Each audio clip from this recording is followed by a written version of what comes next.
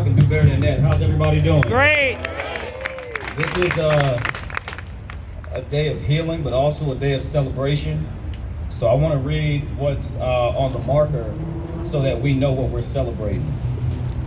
On September 10th, 1912, a 24-year-old black man named Rob Edwards was lynched and hung right here in downtown Cumming. During this era, deep racial hostility burdened black folks with presumptions of guilt, often resulting in accusations that were unfounded and unreliable. On September 10th, Mr. Edwards and two black teenagers were arrested on suspicion of involvement in the fatal assault of a young white woman named Mae Crow. White residents of Forsyth County responded to the arrests and accusations by forming a mob of at least 2,000 participants. Storming the jail, they found Mr. Edwards in his cell and brutally beat him with a crowbar and repeatedly shot him. The mob then dragged Mr. Edwards through the streets where his mutilated body was hung in town square and left on display. Mr. Edwards' lynching and subsequent mob violence terrorized the remaining 1,098 black residents of Forsyth County, Georgia, who ultimately fled the county in fear. Loss of black-owned property in order to flee arbitrary mob violence was common during this era, not just in Georgia, not just in Forsyth County. And Forsyth's black residents left behind their homes, their farms, their land to escape, taking with them only what they could carry. Forsyth would remain essentially all white until the 1990s. No one was held accountable for Mr. Edwards' lynching or the mass exodus of black residents that followed. Like all of racial terror and lynchings, Mr. Edwards died without due process of the law. On the back, it reads this: thousands of black people were the victims of racial terror, lynchings in the United States between 1865 and 1950.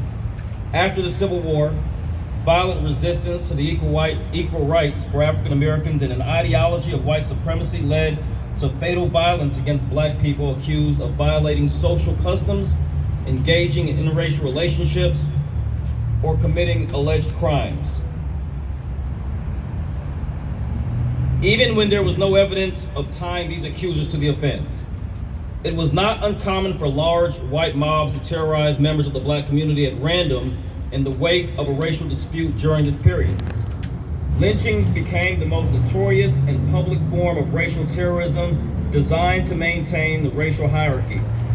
The forced displacement of Forsyth County's black community followed the public spectacle lynchings of Mr. Edwards was one such example, intending to instill the fear in the black community and sending broader messages of racial hierarchy and black subordination to the entire community.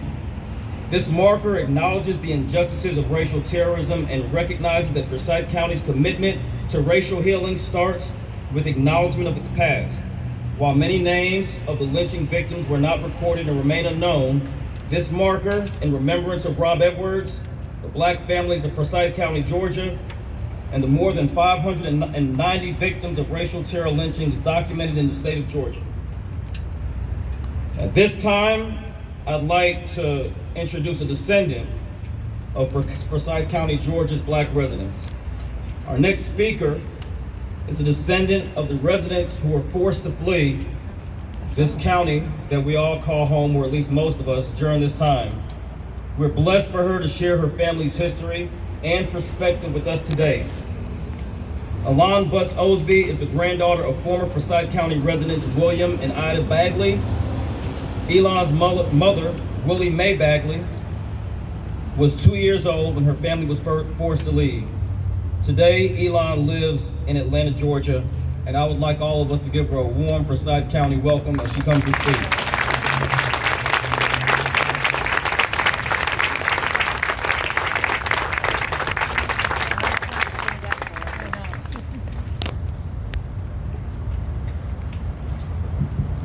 I have serious anxiety attacks when I have to speak.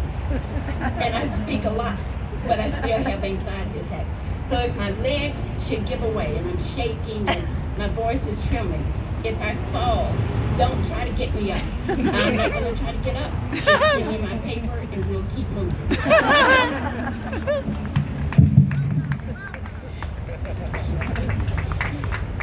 One definition of coming full circle is it completes the cycle, returns to its beginnings.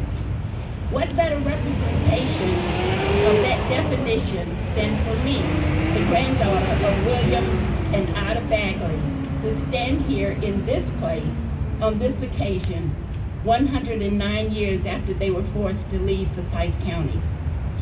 I am so honored to have this opportunity to be here and share my heartfelt thoughts with you on behalf of my grandparents and on behalf of all those who had to flee this place and their descendants. The 1910 census listed more than 1,100 colored and mulatto residents of Forsyth County, and then there was none following the 1912 racial cleansing. But I bring their spirits here today, along with the pictures of my grandparents and my mother and the census list of 1910, to witness this very special occasion. My mother would speak about being from Forsyth County, and that's all I knew. I was 30 years old before I learned what really happened, and I only found out after a fictional book about what happened to May Crow came out and a reporter wanted to interview my mother. Only 2 years old when the Exodus took place, my mother only knew what she had heard her parents speak of.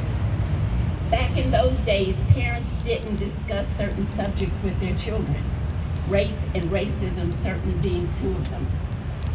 I later learned about the accusations of rape against 3 men, one being lynched, and that mostly all of the colored residents had been run out. According to my grandparents, my mother told me that after several days of tensions rising, my grandparents felt that they had to leave to save their lives and the lives of their children. Homes were being burned and people were being killed. My grandparents gathered what belongings they could to put on a wagon along with their children and left to get to a safer place. In the night, this happened. One of the things that haunts me often is imagining the fear that they must have felt. And on top of this fear of losing your life and the lives of your family, there was the helplessness and hopelessness of having to leave your home, your property. In 1912, it would have been amazing for a colored man to own even 1 acre of land. My grandfather owned somewhere between 60 and 84 acres, depending on which report you read. But this number is small compared to some families owning hundreds of acres of land. Imagine if someone ran you off the property that you own today with no explanation, no compensation, and you are fearing to come back to retrieve anything that you had to leave. The fear that ran through this community during those days can never be imagined. I've done several interviews over the past year and a half, and they all ask me, what do you want to see happen? I tell them I don't want anyone's property taken from them just because they may be living on my grandfather's land.